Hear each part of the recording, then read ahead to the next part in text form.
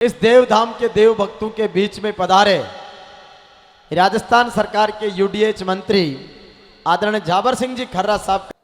देवभूमि जोधपुरिया के पावन प्रांगण में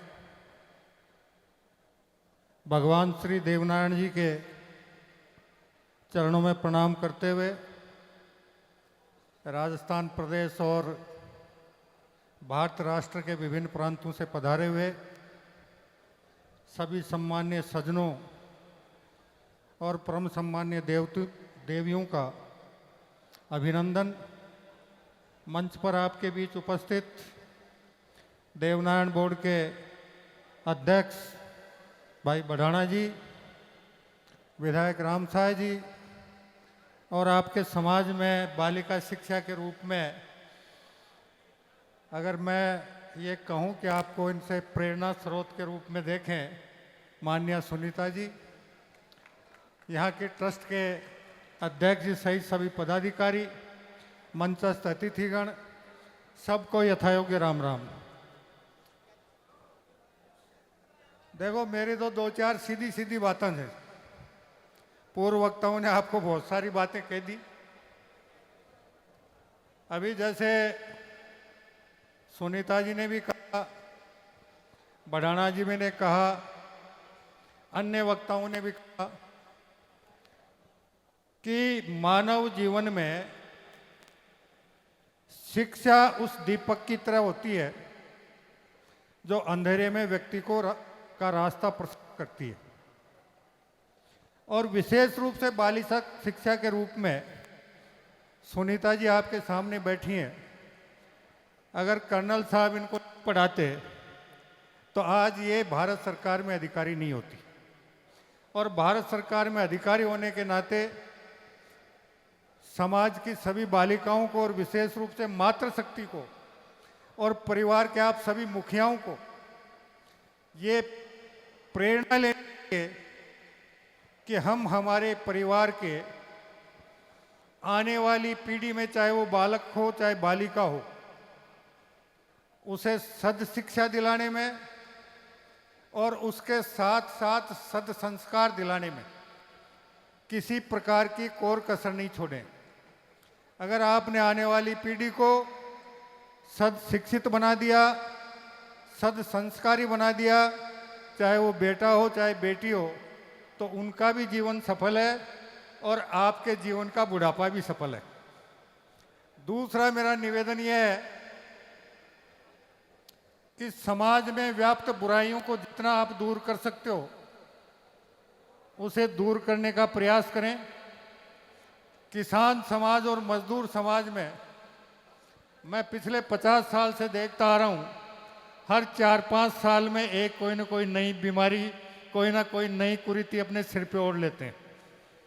कुरीति से बचें, फिजूल खर्ची से बचें।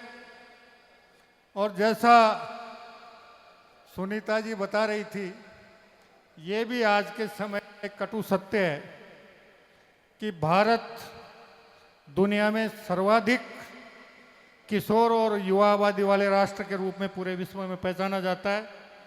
लेकिन उसका एक बड़ा हिस्सा जिस प्रकार के गलत मार्ग पर चल रहा है, चाहे वो नशे की प्रवृत्ति हो और चाहे वो अपराध की प्रवृत्ति हो, मैं समझता हूँ न हमारे उस किशोर और युवा पीढ़ी के लिए कभी भी वो सुखदायी हो सकता है, ना उनके परिजनों के लिए सुखदायी हो सकता है और ना किसी समाज और राष्ट्र के लिए सुखदायी हो सकता है। इसलिए आने वाली पीढ़ी को सुशिक्षित और सुसंस्कारित करना, फिजूल खर्ची से बचना, कुरीतियों को दूर करना, समाज को सामाजिक समरसता के माध्यम से एकता और भाईचारे के भाव के साथ आगे बढ़ाना। मुझे ये कहने में भी कोई संकोच नहीं है कि दुनिया में दो वर्ग, किसान और मजदूर, ऐसे वर्ग हैं जो विपरीत प्राकृतिक परिस्थितियों में भी कठिन से कठिन मेहनत करते हैं। और किसान या पशुपालक या मजदूर जब बरसात होती है खेत में जाता है या मजदूर मजदूरी पे जाता है, मन में भाव रख के जाता है कि अब की बार प्रकृति और परमात्मा अगर 200 मन अनाज मेरे को दे देगा तो मैं परिवार के सारे काम ठीक कर लूँगा। मजदूर भी यही सोचता है कि आज मेरे को 500 रुपये की मजदूरी मिल जाएगी तो मैं परिवार का ये काम भी कर दूंगा और वो काम भी कर दूंगा। लेकिन सबसे दुखद स्थिति यह है कि किसान ने अगर 200 मन की इच्छा की और प्रकृति और परमात्मा ने 250 मन दे दिया तो वो 50 मन पच नहीं पाता है। उस 50 मन को एक दूसरे की रड़क निकालने में उस 50 मन के साथ उस 200 मन में से भी 150 मन और बर्बाद कर देते हैं। ऐसे ही मजदूर को अगर 500 की जगह 550 रुपये की मजदूरी मिल गई तो वो 50 रुपये वो भी नहीं पचा पाता है।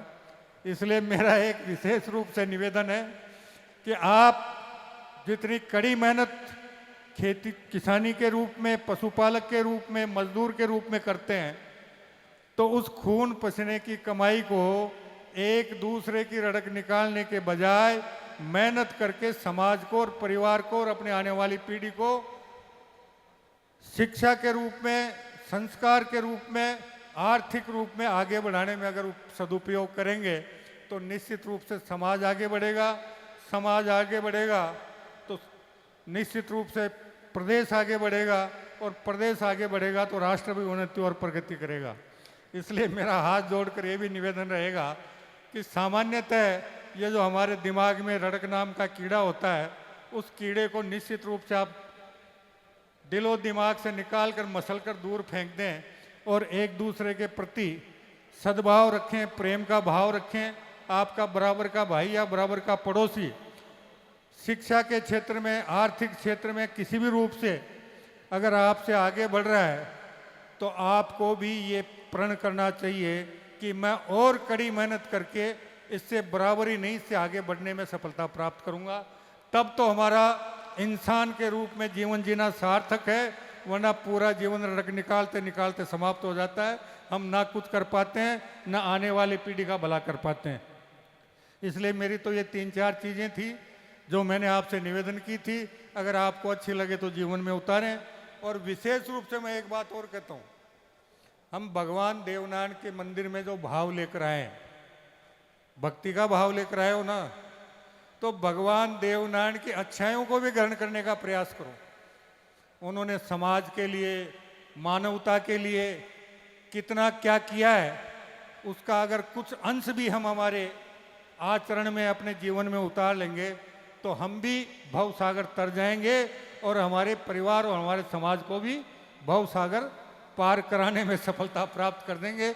और उम्मीद करूंगा कि निश्चित रूप से भगवान देवनारायण की अच्छाइयों का कुछ ना कुछ अंश आज आप यहाँ पधारे, वो जाते वक्त निश्चित रूप से अपने आचरण में, अपने स्वभाव में ग्रहण करके जाएंगे।